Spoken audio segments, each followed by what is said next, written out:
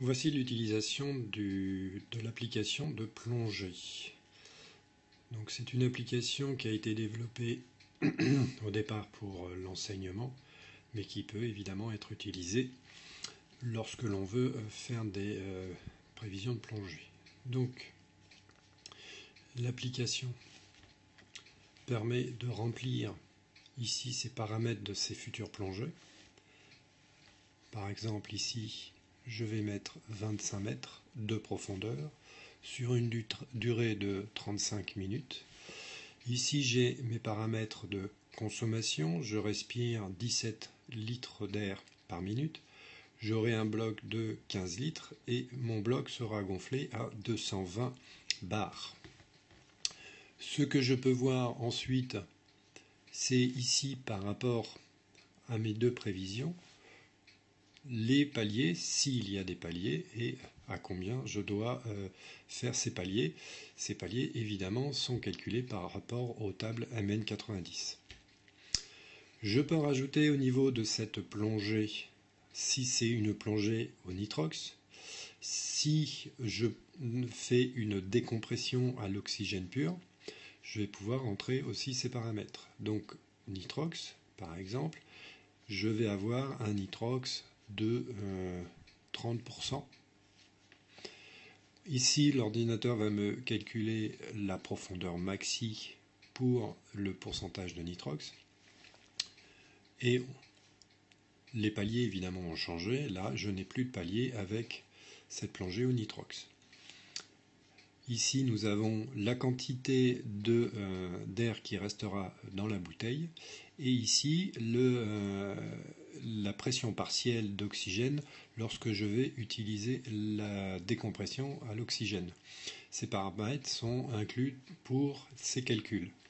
Ici, nous avons la durée totale de remontée qui est de 2 minutes.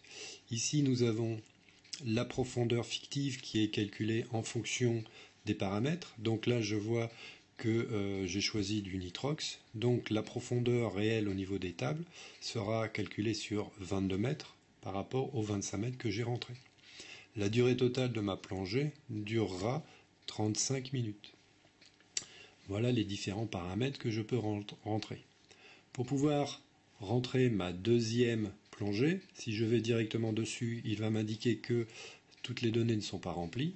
Effectivement, j'ai ici l'heure à laquelle je vais débuter ma première plongée. Effectivement, pour pouvoir calculer la deuxième plongée, il faut connaître l'heure à laquelle on va plonger sur la première plongée pour pouvoir rentrer ensuite les paramètres de la deuxième plongée qui peuvent être rentrés évidemment de la même façon avec une heure de début de cette deuxième plongée, par exemple à 2 heures de l'après-midi. Voilà. Je ne rentre pas les autres paramètres. On retrouve les mêmes paramètres que sur la première plongée, la durée totale de remontée, la profondeur fictive qui a été utilisée, la durée totale. L'intervalle entre la première et la deuxième plongée, c'est une donnée que je peux soit rentrer, soit calculer par rapport à l'heure de début. L'heure à laquelle je vais sortir de l'eau. Et ici, nous avons les graphes de mes deux plongées qui ont été calculées. Ici, on s'aperçoit que j'ai une plongée au nitrox à 30%, avec une durée de 35 minutes, une profondeur de 25 mètres. Je ressors avec un groupe H, je rentre sur ma deuxième plongée, qui, elle, est une durée de 30 minutes sur une profondeur de 20 mètres, et je sortirai avec aussi un groupe H. Dans les deux cas, je n'ai pas de palier à faire. Si je veux rentrer des données différentes, par exemple je replonge à l'air, on retrouve ici notre palier à effectuer, je retourne dans le graphe et effectivement on s'aperçoit qu'ici j'ai un palier à faire et du fait que j'ai un premier palier à faire dans ma première plongée, on s'aperçoit que l'ordinateur nous donne un deuxième palier à faire lors de la deuxième plongée. Donc un premier palier à faire dans la deuxième plongée. Je peux donc modifier mes paramètres comme je l'entends par rapport à ces plongées.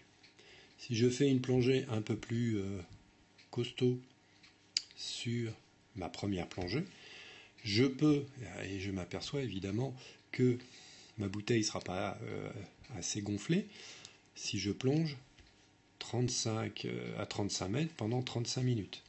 J'ai 2 paliers à faire, dont un à 3 mètres de 27 minutes. Donc effectivement, la consommation d'air fait que je n'aurai pas assez d'air pour pouvoir effectuer cette plongée. Je peux diminuer cette plongée. Là, je suis passé à 30 minutes, pardon, à 28 bars. Donc mes paliers sont indiqués ici. Maintenant, je veux réduire mes paliers en utilisant de l'oxygène pur pour remonter. Donc je clique sur oxygène pur. Là, l'ordinateur va calculer par rapport à la pression partielle que je lui ai donnée la quantité d'oxygène pur que je devrais respirer au niveau des paliers. Donc j'aurai 314 litres d'oxygène à respirer, il me faudrait donc une bouteille de 4 litres qui sera gonflée à 78,5. Alors évidemment tout ça c'est un aide, donc on n'utilisera jamais 78,5 évidemment. Donc ici on s'aperçoit qu'il y a écrit déco-oxygène. Si je reprends mon graphe, je vois ici écrit déco-oxygène. Tout à l'heure on avait 20 minutes à 3 mètres, avec le déco-oxygène je suis tombé à 13 minutes. Donc voilà les différentes courbes que je peux utiliser. Ça c'est pour les prévisions de plongée que je vais effectuer. Pour la partie carnet, je vais pouvoir rentrer ici directement mon fichier que j'aurai récupéré de mon ordinateur PC, et je vais pouvoir donc récupérer toutes les informations de mes profils directement dans cette application. Donc j'ai un menu qui permet d'ouvrir un carnet, et dans ce carnet je vais pouvoir soit ajouter un carnet complet, soit ajouter des plongées correspondant au carnet qui est déjà enregistré dans l'appareil. Une fois que j'ai récupéré ce carnet, je vais pouvoir visualiser ici la liste de toutes mes plongées qui ont été enregistrées. Donc si je prends une plongée, je peux, si je le veux, modifier le lieu dans lequel a eu lieu cette plongée, les coordonnées GPS de cette plongée, le chef de palanquet, le binôme, le bloc utilisé, le lestage. Donc je peux faire fonctionner ça comme dans un log. Je peux voir le profil de ma plongée en résumant les paramètres de cette plongée. Si je n'ai pas rempli d'informations, évidemment, je n'ai que le minimum d'informations qui ont été récupérées sur l'ordinateur de plongée. Voilà, donc je peux effectivement visualiser toutes les plongées que j'ai effectuées directement. Ensuite, ce que je peux faire avec cette application, c'est pouvoir visualiser les courbes de saturation qui sont calculées par l'ordinateur de plongée lui-même. Pour pouvoir déterminer les paliers, l'ordinateur n'utilise pas évidemment les tables MN90, mais plutôt des algorithmes qui sont utilisés par ces ordinateurs. Donc par exemple, je prends cette plongée qui était de 31 mètres, 7 sur 37 minutes de plongée. Si je fais visualisation de la courbe de saturation, l'ordinateur donc va calculer ici les différents points et il me dit que pendant la plongée, j'ai eu un plafond maximum à ne pas dépasser qui était de 1,1 bar ou 0,95 mètres à 24,2 minutes. Donc, si je devais remonter directement, j'aurais dû faire un palier de 4 minutes 20 à 3 mètres. Et ici, on voit donc cette courbe qui est une courbe de Bullmann ZHL16, donc 16 différentes périodes sur mes différents tissus. et on utilise le A pour ce calcul. Donc on voit les différents tissus qui ont été recalculés par l'ordinateur, par l'application. Et ici on voit le plafond qui a été calculé à ne pas dépasser pour cette plongée. Alors maintenant, effectivement, on peut, si l'on veut, je reviens en arrière, recalculer ou planifier une plongée en lui donnant des paramètres de profondeur et de temps. On peut rajouter autant de cases que l'on souhaite. Par exemple, là, j'ai une profondeur de 30 mètres.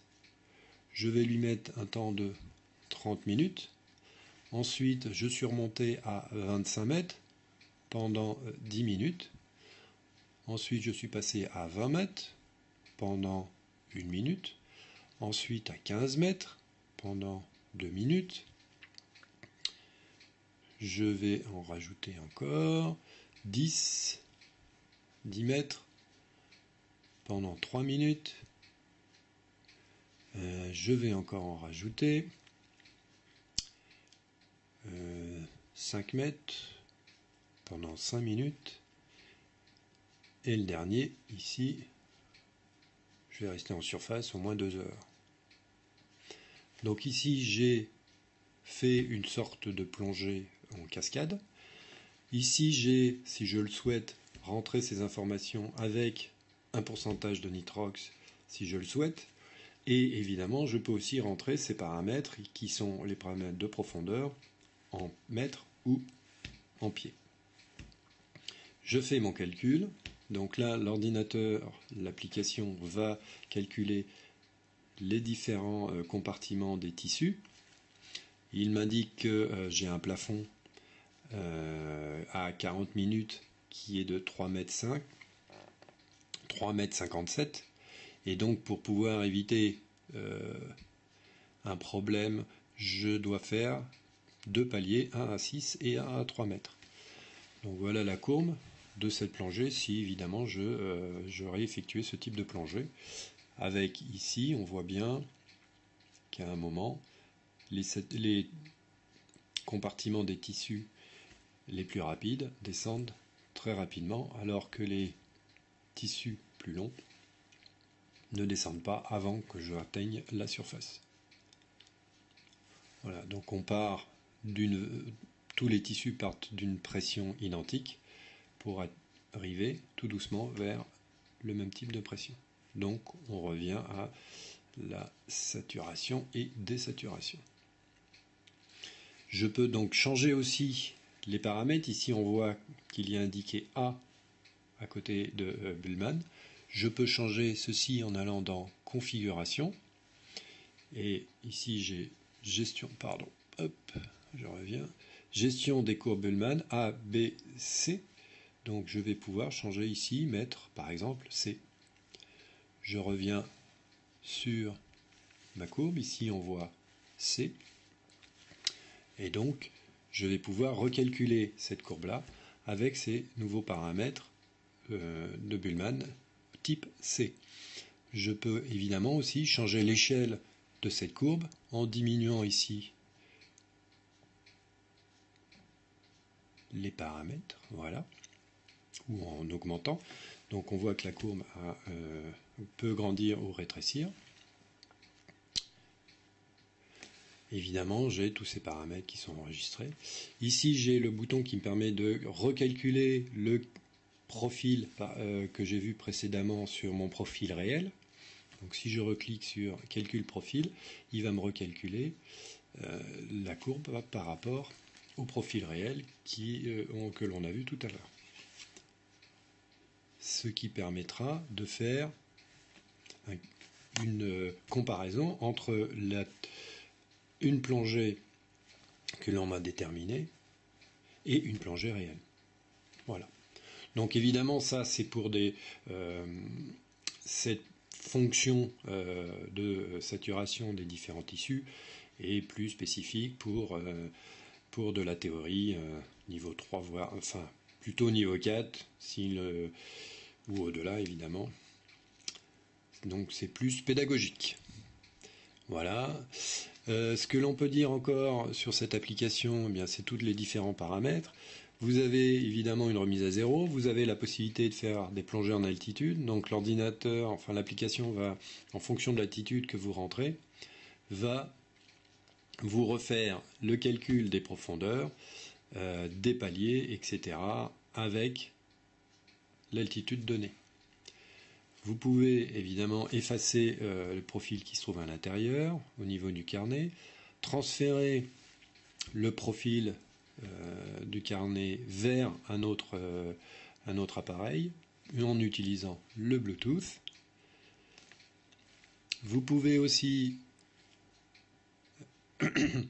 ouvrir un nouveau carnet, faire ou modifier les paramètres de configuration ou aller sur le système de courbe de saturation. Au niveau de la configuration, on peut changer le paramètre de pression partielle utilisé pour les calculs d'oxygène pur, de la décompression à l'oxygène pur. On a en PPO2 1,6 bar, on peut évidemment le modifier par rapport à une donnée si on se trouve un peu plus fatigué avec des paramètres plus restrictifs. On peut aussi évidemment changer le pourcentage max d'oxygène pour le calcul de nitrox. Ici, je me suis limité à 40%, ce qui est donc pour tout utilisateur de nitrox débutant. Après, évidemment, je vais pouvoir modifier et passer à 50, 60 si je suis autorisé à l'utiliser. Vous avez ici un paramètre qui s'appelle écran modifié. Je vais vous montrer à quoi ça sert. Si, dans le cas de l'affichage des courbes de saturation,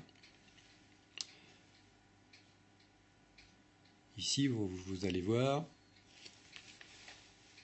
on voit correctement cette courbe avec ses différents compartiments. Je prends ici une tablette, je vais dans la courbe de saturation, je fais un calcul. Donc là, il va calculer une courbe que je lui ai demandé assez simple. Donc là, on est à 30 mètres. Voilà. Et ici, on a cette courbe. Et on s'aperçoit qu'il y a des données qui sont pas correctes. C'est-à-dire, ici, on s'aperçoit que dans les paramètres que je lui ai mis, je lui avais dit 50 minutes. Et là, je suis à... Ici, si je remonte, je suis à 25. Donc en fait, il a divisé par 2. Donc il y a certains écrans qui ne correspondent pas correctement à cet affichage. Donc pour pouvoir le modifier, on va dans les paramètres ici de configuration, on dit écran non modifié, je reviens en arrière, je fais le calcul, et pendant que je fais le calcul, on regarde par rapport à la courbe du téléphone, hop, voilà. Donc là, on voit que la courbe est plus grande, mieux dessinée, qui correspond exactement à la même courbe que l'on retrouve sur notre téléphone. Donc il y a des smartphones ou des tablettes qui n'affichent pas correctement, enfin qui affichent la courbe, mais avec des erreurs au niveau de l'affichage. Donc pour pallier à ce problème, vous avez dans les paramétrages la possibilité d'avoir écran modifié ou écran non modifié. Au niveau de la tablette, ici, au niveau de la configuration, on a ici écran non modifié.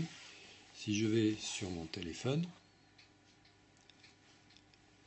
ici j'ai paramètres modifiés. Voilà. Donc en fonction de l'appareil utilisé, on a les mêmes résultats, mais avec des paramètres de configuration légèrement différentes. Voilà, pour cette application.